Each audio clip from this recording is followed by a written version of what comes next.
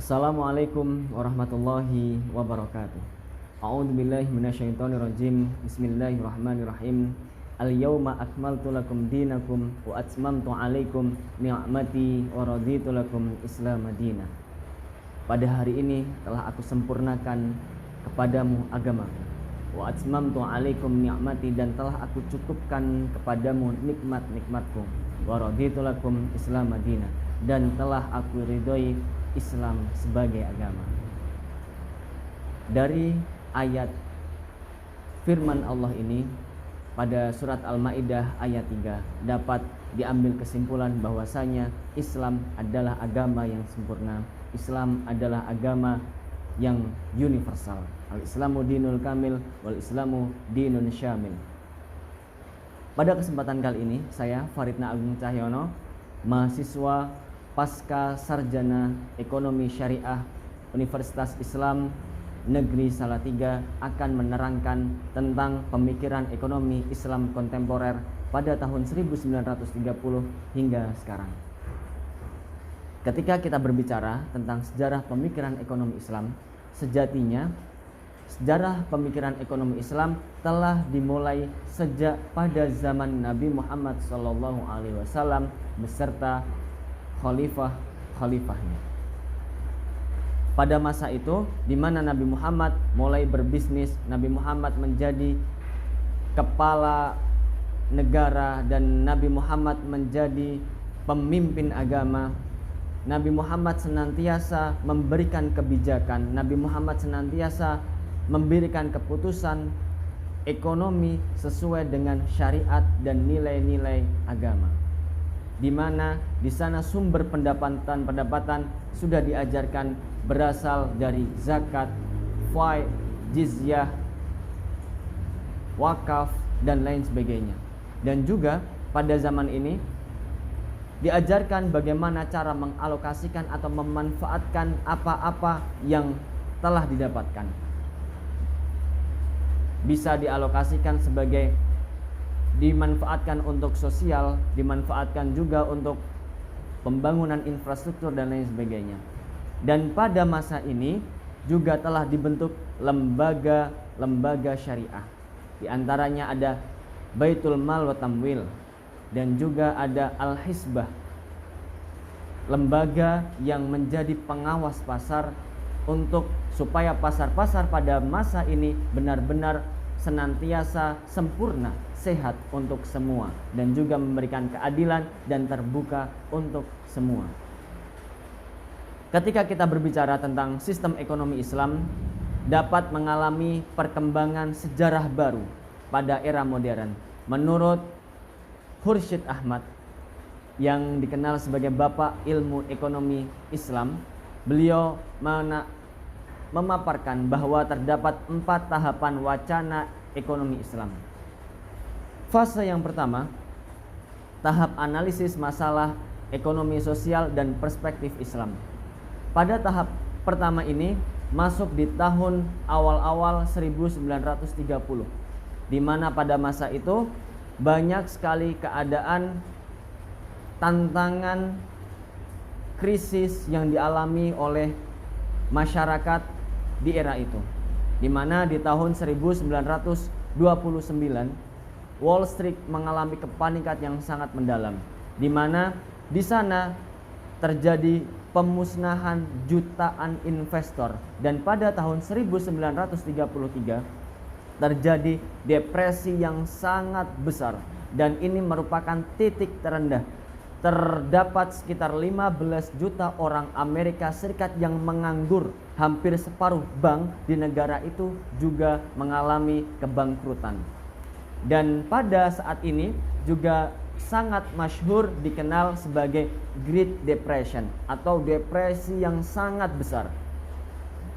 Dan pada kesempatan kali ini Islam berpandangan atau memberikan solusi-solusinya adalah bentuk Islam senantiasa memberikan jawaban dan senantiasa memberikan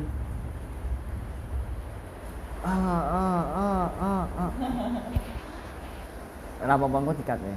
Ekonomi Islam. Nah, Ekonomi Islam adalah bagian integral dari ajaran agama Islam yang meyakini adanya Sang Pencipta menciptakan dunia beserta isinya, tidak hanya serta-merta meninggalkannya, akan tetapi juga memberikan pedoman untuk menjalankannya, yaitu melalui Al-Quran dan As-Sunnah. Islam sebagai agama yang lengkap, Islam sebagai agama yang universal, diyakini dapat menjadi solusi, dapat menjadi jawaban atas tantangan-tantangan yang ada di antara masyarakat. Asal-usul ekonomi Islam sebagai paradigma alternatif ekonomi yang didasari pada kebebasan, kewirausahaan, dan etika, serta kasih sayang dapat ditelusuri ke awal tahun 1930-an dan 1940-an. Di dunia dihadapkan pada krisis ekonomi global dan ideologi komunis, banyak sarjana muslim pada awal-awal fase ini tidak memiliki pendidikan formal. Akan tetapi para ekonom-ekonom di fase ini, walaupun mereka tidak memiliki pendidikan formal, tetapi mereka memiliki pemahaman yang mendalam terhadap keadaan sosioekonomi yang dialami pada fase krisis di awal-awal ini. Memasuki fase yang kedua, yaitu tahap pengembangan ilmu ekonomi Islam. Pada fase ini merupakan kebangkitan dan pengembangan pemikiran ekonomi Islam semakin marak di abad ke-20. Pada fase ini terdapat banyak sekali kajian-kajian Islam yang memiliki dampak terhadap pemikiran Islam. Setidaknya ada sekitar 700-an judul karya asli dan komentar tentang ekonomi Islam. Sebagian besar ditulis di awal tahun 1950-an hingga akhir 1970-an. Oleh karena itu, pada abad ke-20 diwarnai dengan banyaknya tulisan tentang ekonomi Islam.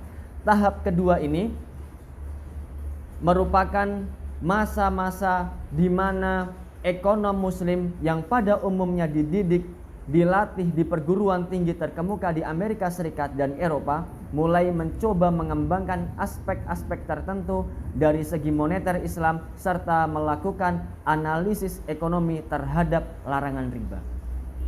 Serangkaian konferensi internasional yang diadakan tentang ekonomi Islam diadakan di berbagai tempat. Konferensi internasional pertama tentang ekonomi Islam digelar di Makkah Al-Mukarramah pada tahun 1976 dan selanjutnya disusul kemudian dengan konferensi internasional tentang Islam dan tata ekonomi internasional yang baru di London pada tahun 1977. Selanjutnya memasuki pada fase yang ketiga, yaitu tahap operasionalisasi lembaga non-ribawi. Pada fase yang pertama dan fase yang kedua, di mana ekonom-ekonom Islam senantiasa mengembangkan pandangan-pandangannya, melakukan berbagai konferensi internasional dan berbagai kajian-kajian untuk menghilangkan lembaga-lembaga perbankan non-ribawi. Dan fase yang ketiga ini mulai pada fase dekade terakhir, menunjukkan fase di mana digagas apa-apa yang digagas sebelumnya diterapkan pada praktek perbankan tanpa bunga, baik di sektor publik maupun swasta, dengan pendirian bank tanpa riba di negara-negara muslim ataupun di negara-negara non-muslim seperti Eropa dan Amerika. Periode pemikiran Islam era 1960-an ditandai dengan perubahan landscape yang cukup menggembirakan, di mana di sisi industri keuangan mulai terbentuknya Bank Islam. Dari tahun 1940-an hingga 1970-an pembentukan konsep ekonomi Islam terus berkembang, terus bergeliat, dan pada tahun 1970-an di mana harga minyak melambung sangat-sangat tinggi, ini menjadi momentum pembentukan beberapa bank Islam di Timur Tengah. Dan juga pada tahapan yang ketiga ini ditandai dengan upaya-upaya konkret untuk mengembangkan perbankan dan lembaga-lembaga keuangan non-riba, baik dalam sektor swasta maupun dalam sektor pemerintah. Tahapan ini merupakan sinergi konkret antara usahawan, intelektual, material, para ekonom, pakar, banker, dan lain sebagainya. Bank Islam pertama kali didirikan adalah Islamic Development Bank atau IDB pada tahun 1975 di Jeddah, Saudi Arabia. Bank Islam ini merupakan kerjasama antara negara-negara Islam yang tergabung dalam Organisasi Konferensi Islam atau OKI. Tidak lama kemudian disusul oleh Dubai Islamic Bank. Setelah itu banyak perbankan-perbankan bermunculan di negara-negara Muslim termasuk di Indonesia. Selanjutnya memasuki fase yang keempat, fase tahap integrasi ilmu ekonomi Islam dalam teori dan praktek. Pada fase keempat ini, perkembangan ekonomi Islam sedang menuju kepada sebuah pembahasan yang lebih integral dan komprehensif. Terdapat teori praktek ekonomi Islam. Adanya berbagai keguncangan dalam ekonomi konvensional ini menjadi momentum ekonomi Islam untuk menjadi sebuah disiplin ekonomi tersendiri, yaitu ilmu ekonomi Islam. Pengembangan pendekatan yang lebih integratif untuk membangun keseluruhan teori dan praktik ekonomi Islam, terutama lembaga keuangan dan perbankan, menjadi indikator ekonomi umat selama kurun waktu 6 tahun, sejak tahun 1992 hingga 1998 hanya didirikan satu bank saja di Indonesia yang biasa dikenal BMI, Bank Muamalat Indonesia. Nah, setelah disahkannya Undang-Undang Perbankan nomor 10 pada tahun 1998,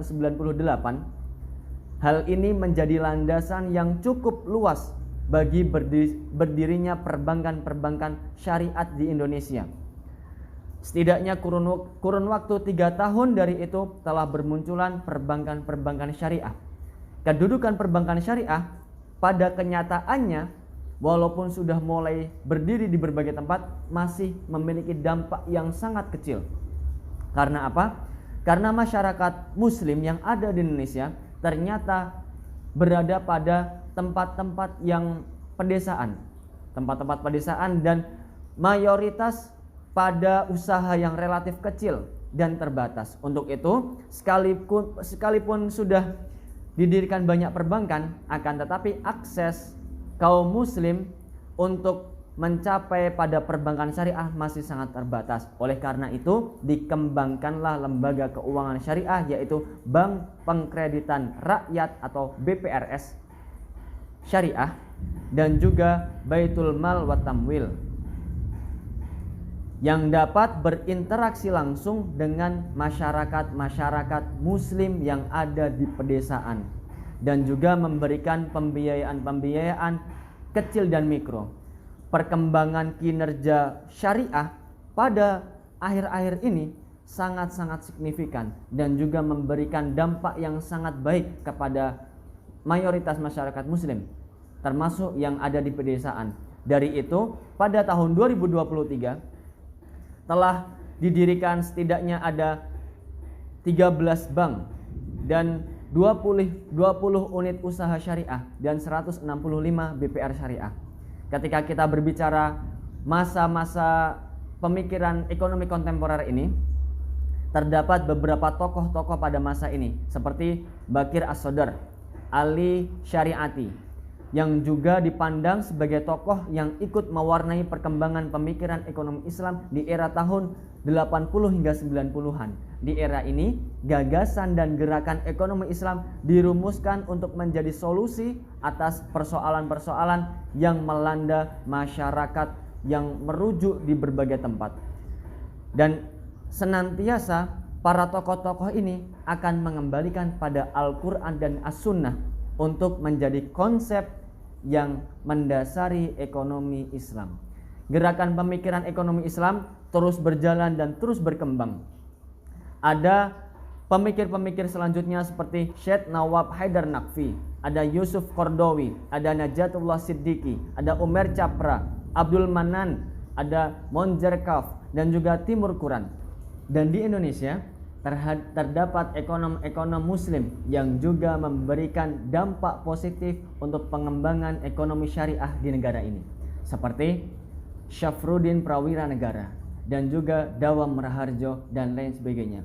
Dan juga ada tokoh ekonom muslim yang aktif sampai saat ini, Bapak Ma'ruf Amin, yang juga menjabat sebagai wakil Presiden Republik Indonesia dan juga sekaligus sebagai Ketua Pelaksana Komite Nasional Ekonomi Keuangan Syariah. Semoga segala gagasan, pemikiran yang telah dibangun dari zaman Nabi Muhammad, Khulafaur Rasyidin dan ekonom-ekonom selanjutnya menjadi modal untuk pengembangan para ekonom-ekonom saat ini agar senantiasa memajukan ekonomi syariah sebagai solusi jawaban akan semua permasalahan yang ada di dunia.